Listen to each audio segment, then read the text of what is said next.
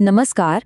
आज हम एक बहुत ही दमदार हिंदी हॉरर कहानी को समझने की कोशिश करेंगे जिसका नाम है किन्नर की अंतिम यात्रा। कहते हैं कर्म कभी सवाल नहीं करता, वो बस इंतजार करता है। और ये कहानी इसी एक विचार के इर्द गिर्द घूमती है, कर्म। ये सिर्फ कोई डरावनी कहानी नहीं है, बल्कि ये कर्म के उस चक्र की बात करती है जो समय और बड़ी से बड़ी शक्ति से भी परे है। तो चलिए शुरू करते हैं और इस कहानी की परतों को एक एक करके खोलते हैं। तो कहानी की शुरुआत होती है एक सुनसान शमशान घाट से, एक ऐसी जगह जहां एक बहुत ही शक्तिशाली शख्स एक गुप्त अनुष्ठान कर रहा है। इस कहानी का जो मुख्य पात्र है वो एक अघोरी साधु है, मतलब एक ऐसा तपस्वी जो अपनी कठोर साधना और ताकत के लिए जाना जाता है। उसे बहुत शक्तिशाली और आत्मविश्वासी दिखाया गया है। पूरा शरीर भस्म से लिपटा हुआ है और वो प्राचीन मंत्रों का जाप कर रहा है। लेकिन तभी कुछ बहुत ही अजीब, बहुत ही गलत होता है। वो अनुष्ठान की आग जिस पर साधु का पूरा नियंत्रण था, वो अचानक से बुझ जाती है और चारों तरफ एक डरावनी, भयानक खामोशी छा जाती है। और बस उसी पल उसकी सारी शक्ति जैसे बिखर जाती है। उसकी पवित्र रुद्राक्ष की माला वो टूटकर राख में गिर जाती है। उसके सीने पर एक अजीब सा निशान उभर आता है और कोई अनदेखी ताकत उसे जमीन पर पटक देती है। अब ये जो आध्यात्मिक हमला था वो शारीरिक रूप ले लेता है। जब साधु अपने आश्रम लौटता है तो देखता है कि उसका आश्रम पूरी तरह तबाह हो चुका है। एक अजीब से तूफान ने सब कुछ नष्ट कर दिया है। लेकिन हैरानी की बात यह है कि गांव के बाकी हिस्से को कोई नुकसान नहीं हुआ। उसका वो पवित्र स्थान जो उसने सालों की मेहनत से बनाया था, अब बस मलबे का ढेर है। अब यहाँ से साधु की दुनिया पूरी तरह से बिखरना शुरू हो जाती है। वो जो अनुष्ठान फेल हुआ था ना, उसके बाद एक अजीब सी प्रेत बाधा शुरू होती है जो बहुत ही व्यक्तिगत है। आतंक अब एक नया और ज्यादा डरावना रूप लेने वाला है।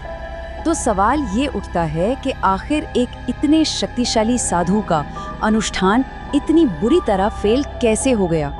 ऐसी कौन सी ताकत थी जो उसके जैसे माहिर को भी मात दे सकती थी? या फिर कहीं ये किसी पुराने कर्म का फल तो नहीं?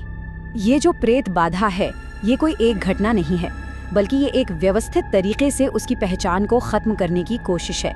सबसे पहले उसकी आवाज चली जाती है, मतलब वो अपने रक्षा मंत्र भी नहीं पढ़ सकता। फिर उसे जंगल से एक छोटी लड़की की हंसी सुनाई देती है। वो उसका पीछा करता है पर वो गायब हो जाती है। और फिर एक डरावनी फुसफुसाहट उसे चारों तरफ से घेर लेती है। और उसी फुसफुसाहट में एक नाम सुनाई देता है, अश्विनी। ये कहानी का पहला बड़ा सुराग है। एक ऐसा नाम जो परछाइयों से उभरता है, एक ऐसा नाम जिसका उस साधु के लिए फिलहाल कोई मतलब नहीं है। साधु अब इसे तार्किक रूप से सुलझाने की कोशिश करता है। वो शमशान के रिकॉर्ड की जांच करता है और उसे पता चलता है कि जिस चिता पर वो अनुष्ठान कर रहा था वो अपराजिता नाम की एक किन्नर की थी। लेकिन इस जांच से रहस्य सुलझने की बजाय और गहरा हो जाता है। अब यहाँ पर कहानी का एक बहुत जरूरी सांस्कृतिक पहलू समझना होगा। दक्षिण एशिया में किन्नर समुदाय को सिर्फ एक तीसरे लिंग के तौर पर नहीं देखा जाता। उनकी एक बहुत ही अलग सामाजिक और आध्यात्मिक जगह है। माना जाता है कि उनका आशीर्वाद या श्राप बहुत शक्तिशाली होता है और कभी खाली नहीं जाता। तो इसका मतलब ये हुआ कि जिस आत्मा को साधु ने परेशान किया था वो कोई मामूली आत्मा नहीं थी। तो आप पहेली और उलझ गई है। अगर चिता पर अपराजिता थी तो फिर ये अश्विनी कौन है? अब इस प्रेत बाधा के दो नाम हैं और ये दोनों नाम मिलकर साधु को डरा रहे हैं, उसे भ्रमित कर रहे हैं और उसे एक ऐसे सच की तरफ धकेल रहे हैं जिसका सामना करने की हिम्मत शायद उसमें नहीं है। और अब कहानी अतीत में जाती है। एक फ्लैशबैक हमें उस भयानक सच तक ले जाता है जहां से कर्म का ये पूरा चक्र शुरू हुआ था। और ये खुलासा अब तक हमने जो कुछ भी समझा है उसे पूरी तरह से बदल कर रख देगा। तो कहानी का सबसे बड़ा मोड़ ये है कि जिसे हम अब तक नायक समझ रहे थे वो असल में इस कहानी का खलनायक है। हुआ ये था कि अश्विनी नाम की एक युवा किन्नर गांव में अंधविश्वास के खिलाफ आवाज उठा रही थी।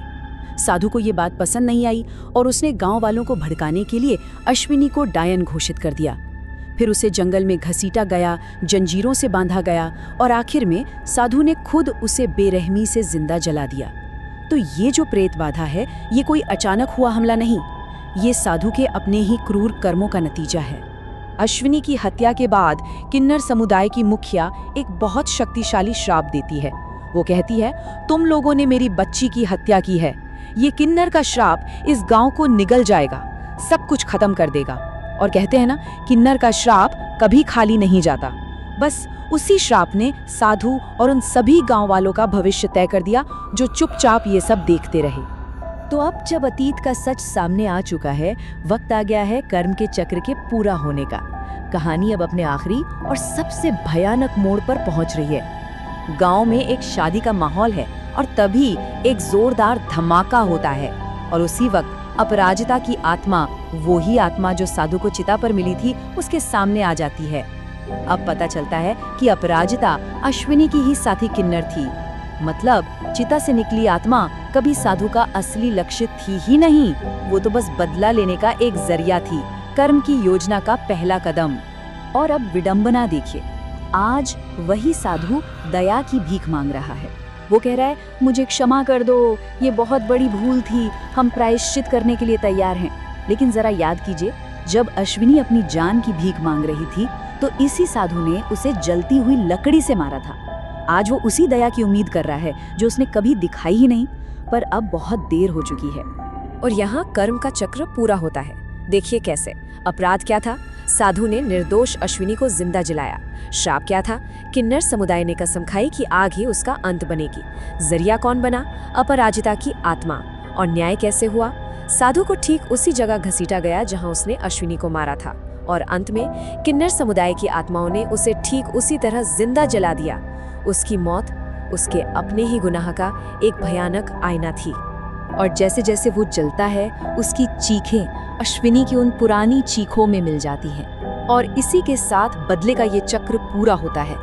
कहानी ठीक वहीं आकर खत्म होती है जहां से शुरू हुई थी, शमशान की एक आग के साथ, और अपने पीछे न्याय का एक बहुत ही शक्तिशाली और डरावना सवाल छोड़ जाती है। तो क्या ये न्याय था या सिर्फ बदला? यही सवाल है जो कहानी हमारे लिए छोड़ जाती है। ये हमें सोचने पर मजबूर करती है कि इंसाफ और बदले के बीच की वो बारीक लकीर कहाँ है, और इसका जवाब शायद हम सबके लिए अलग अलग हो।